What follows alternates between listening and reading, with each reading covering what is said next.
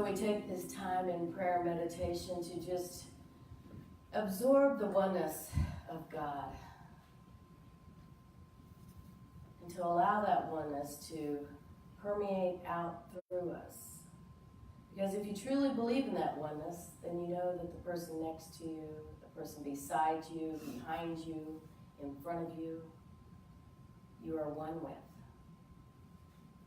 Because if you believe in God, then you believe in the oneness. And all of us are part of God, part of the oneness. The power for the month of August is will.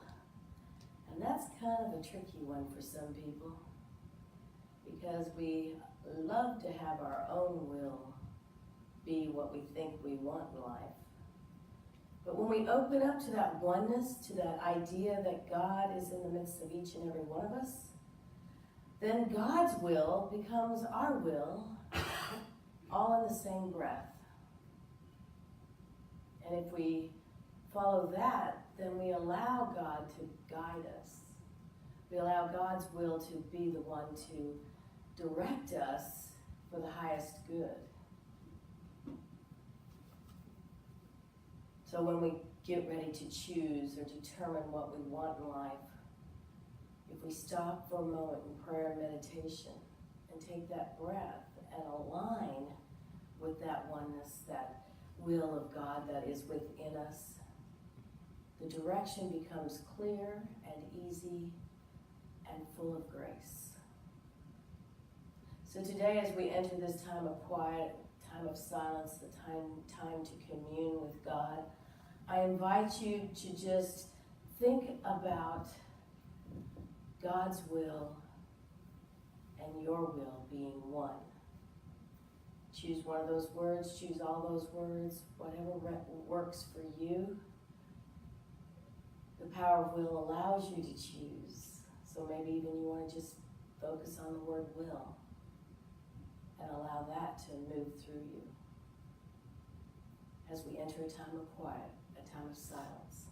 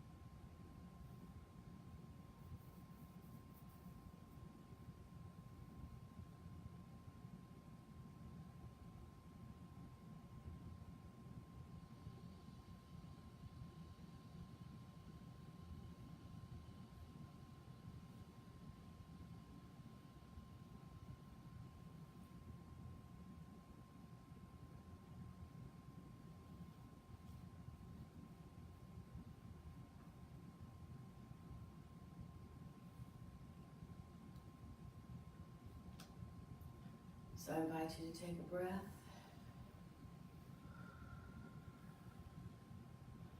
And think about will one more time. Sometimes when I meditate, I see the universe, just the multitude of stars out there glistening in the sky. And it's a beautiful thing because God gives us so many choices. It's almost like looking at the universe. But you know how when you look at the stars, there's always one star that you gravitate to, one star that you see shining a little brighter, and you tend to just focus in on that one star. Well, that's what God's will is for us, is to always choose that one star that is the best focus for our next decision, our next choice in life.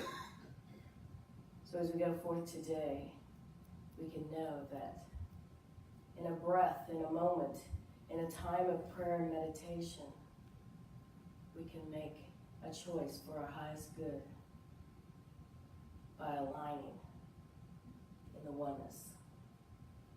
And so it is. Amen.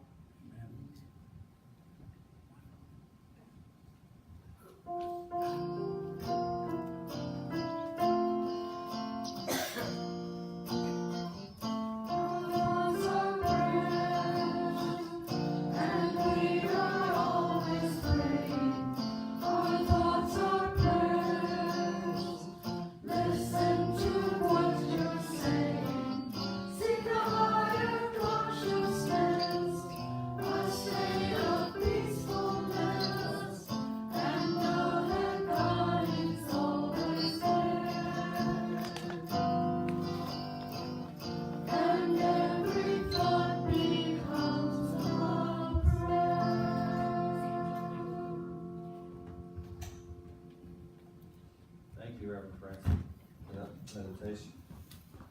Lest we forget is the title of the lesson this morning, and the joke is about an elderly gentleman. I'm changing the joke, sorry, it's not this one. Click it. You got the other one up there? Oh, okay. Here's the deal, the personal between this joke. I said, do this picture if Russell's here.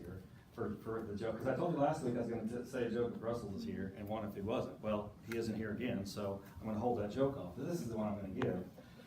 Anyway, an elderly gentleman in his late 90s decided to go down to the local pickup place and order him and see what could happen. So he went and sat down on a stool and ordered a drink, and pretty soon he noticed a younger lady at the on a stool also down the other end, about ready to order another drink. So he walked over there to her and sat beside her and ordered her a drink and said, "Tell me, so how often do I come here?"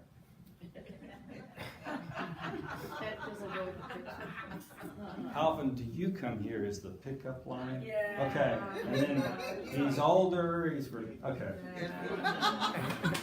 Okay. No. Don't you dare. All right, then lest we forget though, it's not about forgetting, okay? It's not about that at all. It's just that was just part of the joke. Anyway, for you, those of y'all who are new, the reason I usually give a joke first is because of the fact that we get into some heavy stuff in unity, and I want to make sure that we lighten ourselves up at first, if possible. I guess that joke didn't do it, but if we can do that at first, then that'll be good for us when we get into some serious stuff. And today we've got a technical presentation for you, so I hope everything goes well because it's part of the service. So anyway, those of you who are online too, Facebook and any other live presentation right now, I want to welcome you also. So, lest we forget today is about forgiveness. And forgiveness is very important. And we may think that we've forgiven, but we're going to find out some things. We've got some questions for you to start those. Could we use forgiveness in the world today? Absolutely. Yes. I think we could. Yes. I think we could. We probably could throughout our history of humankind. And so, another question, how many times have you forgiven someone? You don't have to blurt out an answer, but think about it for a second. How many times you have forgiven someone, either the same person over or how many people? Think about it however many times you want to think about it. And then the third question is there anyone you should forgive right now? Now the reason I ask these questions is because it's important, and it's been going through me lately on some situations that I have thought about because, I think forgiveness is more than what we usually think about when we talk about forgiveness. It's deeper than that. And this is the first Bible quote I want to share with you, of course. I know that you all have heard it. I don't know if this is the translation that you've heard, but this is from Matthew 21 and 22. It says, "Then Peter came to him and asked him, 'Lord, how often should I forgive someone who sins against me?' 7 times, which was a lot." Peter was saying that's a lot. 7 times? And Jesus said, "No, not 7 times, but 70 times 7. Now, some of you know that version. There's another version later on in the service, okay? 70 times 7. How many have heard that version? Okay. Is that your preferred version, or do you want a different one? Either one's fine with me. Because I guess I should go back and tell you what these mean at those times, okay? 7 times 70 means however many times it takes. It doesn't mean a numerical answer, okay? So that's not what Jesus was referring to. Forgive them however many times that you think that they need forgiveness, all right? Because forgiveness is an inside job, remember? How many people do you know that you think that you should forgive them and they don't hold any animosity toward that situation at all, right? So it's an inside job. The forgiveness has to do with me. When I forgive somebody. Now this is a guy, Kanye West, thank you, Francie, that a lot of people in here, if you know Kanye West, have different feelings about, right? Right? Come on now, be honest. Oh, yes. Kanye West is a controversial person, and he intends to be, okay? I thought this was on the other day. Yeah, okay, she's going to get to where I need to get it because I only want a part of this. But I wanted to share this with you because he does come up with some really prophetic things sometimes. And even though this is my viewpoint, I disagree with a lot of the lyrics he has on his songs, a lot of them, because I think they can be misunderstood.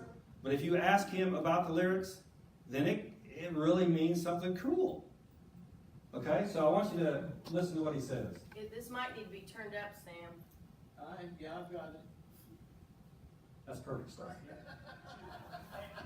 Shout out. Shout out to that bar. But, it's one of the things I think it got missed on TMZ is the main thing that I was stressing is the idea of trying love. We're always, pushing out so much hate, and love can cure so much. Just to think, am I moving in love? It's just out of love, not out of pride. Pride is a word that people often say in a positive connotation, but it's actually one of the 7 deadly sins. And it takes too much ownership, but you can replace pride with love. And when I see people just even go at the president, it's like, why not try love? For one person to stand up against all odds and just hug somebody the way that Alice Johnson hugged her family when she got out of jail. That one by one, we can defuse this nuclear bomb of hate that we're in as a society by thinking of everyone as our family. Okay. And how would we treat our kids? How would we treat I our think that's a beautiful thought. That's it. All right. Now, I think most of us can agree with what he said there, can't we? Trying love. It's surprising to hear him say that. So, see, some people may think it's surprising to hear him say that. But if you listen to him on his interviews and things, it's fairly common. He's a very loving person, although you might not think that depending on how you viewed him in the past. And I don't want you to forget what he said about politics. We're not talking about that. I want to talk to you about this lady that he was talking about that was put in prison for a single drug offense. And she was in jail for quite a while, and she got out by her. Something that through love, or whatever you want to call it, action behind what the things to make things work right, it happened to work out right for that Alice Johnson, I think it was. Didn't it? I mean, I think we would all agree that she was incarcerated probably unfairly. Yet, we don't want to do it from a sense of she was incarcerated unfairly. We want to do it out of love. Do you see the difference? Because we're going to get into that forgiveness here a little bit deeper too. And that's what I'm talking about today. I have a renter in Wichita that I forgive. I am forgiving still, in the process of forgiving, that we've been through this, because this is why. I'm going to tell you the background real quick. They rented one of my properties in Wichita, and see, right now, in my financial position, I'll let you know, my financial position, I need those to be making money. I need them to be getting the rent, okay? So I really can't afford them not to get the rent. Well, one of them that I've rented them to, they've been there, I don't know, probably 8 months now, I think, probably. Because they're, 3 months behind on the rent.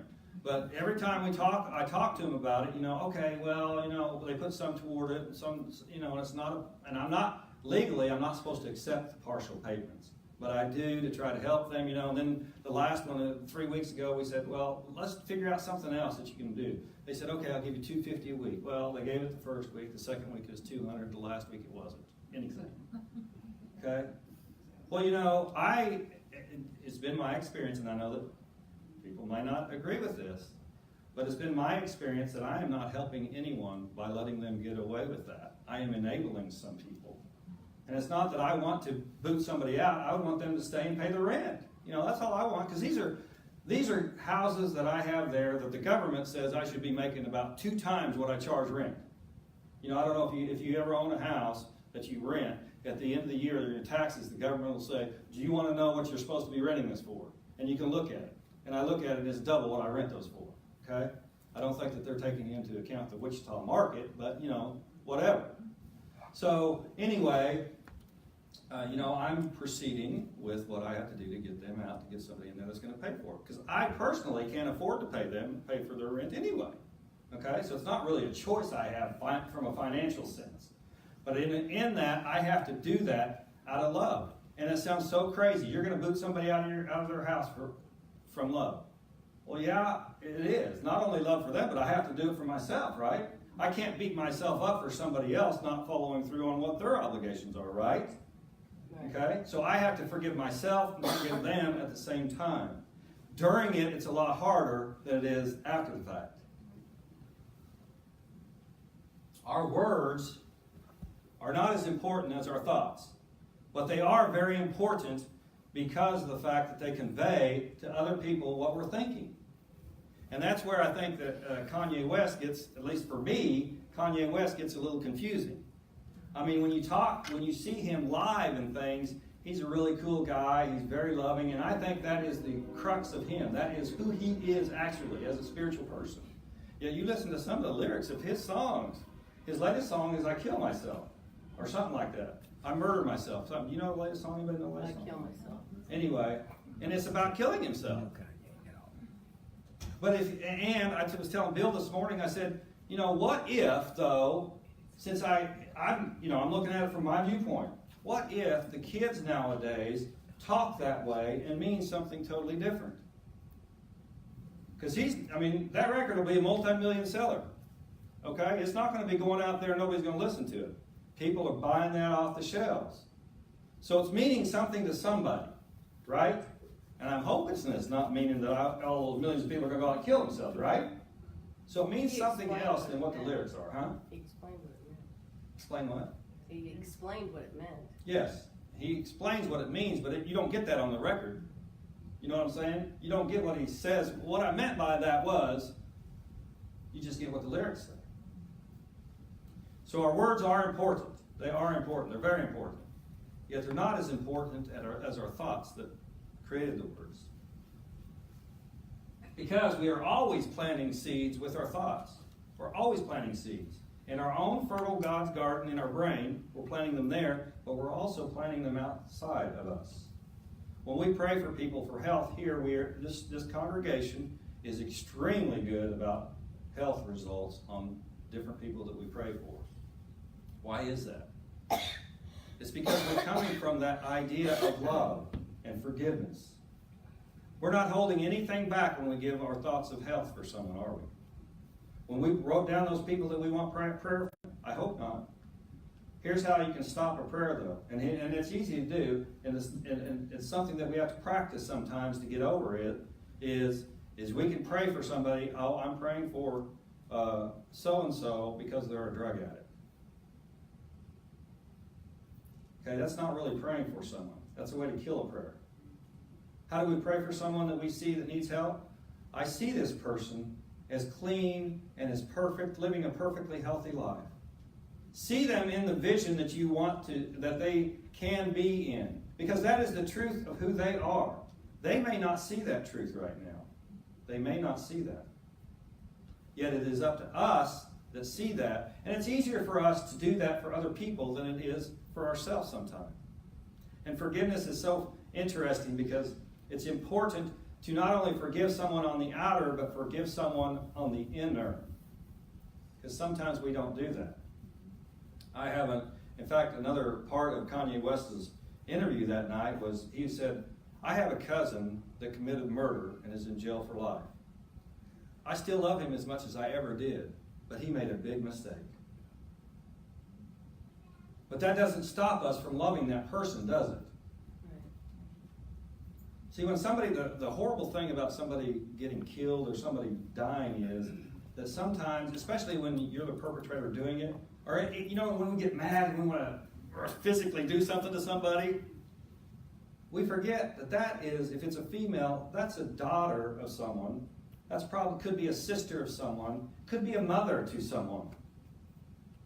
We forget that sometimes, that is another human life that is part of our life. As VJ said, we're all one. We forget that sometimes when we get angry with each other. We don't forgive each other. Because when we don't forgive, remember, it's us. It's us that it affects. So what are you thinking in your thoughts? You have to take an inventory sometime of what you're thinking in your thoughts. And how you're thinking of those situations, those people you pray for and all that. Are we seeing them in the light as a whole human being, as a spiritual being, or are we seeing them as a drug addict or whatever we're talking about? How does your life outpicture around you from those thoughts? Because this is where forgiveness, a partial forgiveness, really shows up. If we aren't totally forgiving someone and seeing them in the light, seeing their potential, seeing who they are as a spiritual being, then it's preventing us from being that full potential also. Because like I said a minute ago, it's easier for us to see on the outside other people sometimes than it is for ourselves. And if we can't see those other people as a perfect spiritual being, then we're not going to be able to see ourselves as a full perfect spiritual being. We may say so, but we're not doing it. And that's why your life outside will look as those thoughts. This is something that comes up a lot. So does that mean then I'm my brother's keeper? Yeah, it does. I mean, a lot of people say, well, I'm not my brother's keeper. You know that statement. I'm not my brother's keeper. Well, not in the outer sense. Not in the sense that I have to pay that person's rent forever, because I'm having to pay for it right now. Not in that sense. But in the sense of seeing them able to pay the rent wherever they are, that is the sense that I can do. And I know they can do it. I know they can do it. Now, they're not going to do it with me, evidently. But I know they can do it. You know what I'm saying? Yes. And sometimes people need that kick in the butt to get a fresh start to do something right, don't they? Yes. Look at it this way. They haven't paid, they're 3 months behind. So they got 3 months worth of rent they didn't pay me. They can go use that on another house, right? And, a lot of people do this different. I've been told by lawyers I should always do this, but I never have. Anybody that I've had to evict, I never go after them. I don't think it's worth my time or effort, and it's definitely not worth my thoughts. Definitely not worth that. Not holding some anger against somebody, because that's going to hurt me. So I don't do that. And maybe that's a problem, because maybe people are hearing that and they're coming, hey, that doesn't work for him. He won't go after us. No. It's out there on the street. Yeah, it's on the street. The streets of Wichita. Yeah, the big bad. With our thoughts, words, and actions toward them. That's what I've already explained. So there you go. That's a little nice little deal, Francie. And our life is in the center of that. So this is the other, another version of that same Matthew 21:22. It says, then Peter came to him and said, Lord, how often shall my brother sin against me and I forgive him? Till 7 times? Jesus said unto him, I say not unto thee until 7 times, but until 70 times 7. I thought that one was going to be different, because there's a version there that says 77 times somewhere in there. Some translation. But again, it doesn't make a difference what the number is. The idea behind that during that time was unlimited. You forgive them for it. We usually do that with our family. We usually do that with our family. And it's not saying that you set yourself up for anything for a long time. I had a manager that worked for me. He was a Seventh-day Adventist, and we had conversations about church and different things. And I don't know if all Seventh-day Adventists are this way, but he was extremely, extremely passionate about giving to the church under no circumstances. And so, we had that conversation. I said, well, what does that mean? What if because he had kids too. I said, so what if your kids are hungry and you need to feed them? And then you've got to choose between giving to the church or feeding your kids. And he said, I'm going to give to the church. And I couldn't understand that at the time. And I said, God, Mike, why? Well, that just seems odd to me. And it's because, a little bit of it's because of the way I was raised, obviously, and the church group that we have here at Unity. And I'm pretty sure it's different in their type of congregation. Unity is more about what? We're more about increasing the knowledge of the individual to feed themselves, right? Instead of giving them a fish, right? Well, I'm pretty sure, I know his congregation was this way. I don't know if all Seventh-day Adventists are this way. But his congregation was more about us as a group come together and support each other. Which I think we do that too, but we're talking about daily stuff. And so in other words, if he continues to give to the church, he can ask the church for food for his kids, right? Okay? I think that's what he was saying. I'm not positive, but I think so. And we can look at it differently. And either way, though, how do you think God or Spirit looks at it? I don't think God or Spirit looks at it any different than his way or my way. It's God says yes to both ways. God says yes to both ways. I don't know about you, but anytime that when I go to church and I've missed a tithe, I'll make it up the next week. I don't know if you do that. It doesn't make a difference. I'm not trying to guilt anybody here, okay? I'm just saying that's what I do. Because I want to be in integrity with myself. At the end of the year, I want to see, I have tithed this year of all that I have gotten. Because I think it's easy. I think it's better. I do believe that the idea that giving 10%, which is actually a tithe, is very easy because of the fact that I'm giving 10% of something that I might not have gotten otherwise. If God would give you the lottery, all of us would say we'd probably give 10% of it, wouldn't we? Yeah, especially before we won it, right? And then after we won it, would that be before taxes or after taxes, Warren?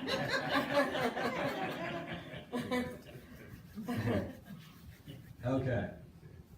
The idea of forgiveness has nothing to do with giving up something that we believe in, though, and how we choose to live life. And this is so important because of the fact that I think that sometimes when we are thinking of spiritual ideas being incorporated into our daily life, we think that, oh my God, I'm going to have to change the way I live. I'm going to have to go to church every single day, get down on my knees and pray for forgiveness and pray for that I'm saved and all this stuff. And it doesn't have to do with that. It has to do with how you are living your life with your thoughts mainly. Because once your thoughts change and they get positive all the time, what's your life going to look like? It's going to look positive, isn't it? It's not going to, your thoughts are going to outpicture in your life. And see, like Kanye was saying about, and I don't agree with him on that part, where the world of hate, or I don't know how exactly he said it now, world of hate or something that we're putting out. In the news, if we just focused on the news and listened to that only, then maybe we could come to that conclusion. But we have a choice in the matter, don't we? First of all, when we go within ourselves, when we go into meditation, and we deeply, deeply ask God for an answer, that answer is going to be positive. That's one of the ways you can check if you actually were listening to God. If you go, God, help me with this renter. Help me know what is mine to do. And you think you get an answer, kick his butt out and just sue him for all he's got. That wasn't God. That was not God. All right? That was your personality coming out and saying, hey, you know what? I need to get this from this guy. Okay? That wasn't God. And the wonderful thing about it when you do listen is you can come up with an answer that is good and positive for everybody involved that you never thought of. It takes practice, though. It takes practice in total forgiveness, in totally listening to what God has to say, what Spirit has to say for you in your life. The idea of forgiveness is an act of love to the human race. It's an act of love from me to the human race, or whoever gives it. It's an act of love.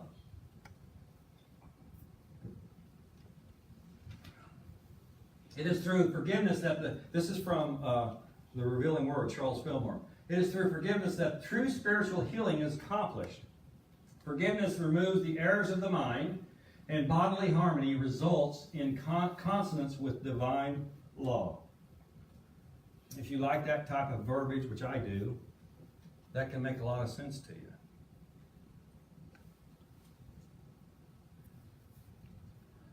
I got the story of two men shipwrecked, and what happened was the ship they were on wrecked, and these two men were the only ones that survived, and they were washed up on this island together. Well, they looked at each other, and they saw nothing was on the island per se that could sustain them, so they decided, well, all we can do is pray. And so they decided amongst themselves, they said, well, you know what, you take part of the other half of the, one of you take half of the island, the other one take the other half of the island, and we'll see whose prayers are answered. And so, after the first couple of days, the first guy, they were separated now. The first guy decides to pray for food. And so, voila, on the next day, a fruit tree appeared that he saw and was able to sustain him, and some other trees. A couple of weeks passed, and the second guy, nothing. He was still barren on his side of the island. A couple of weeks passed, and the first, I'm losing my mic. I probably did. I need a battery, please. A couple of weeks passed, 9 volt.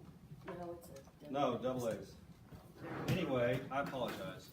A couple of weeks passed, and the first guy decided he wanted to pray for. Thank you. He decided he wanted to pray for a wife. And so, okay now, we're in the South. Pray for a wife. So, boom, the next day, another shipwreck, and a woman, very attractive by the way, was the only one that survived, and she landed on his side of the island. The other side of the island remained barren, no woman. There we go, we're back on. Okay, so the first guy has the food now and the wife. And the second guy has nothing.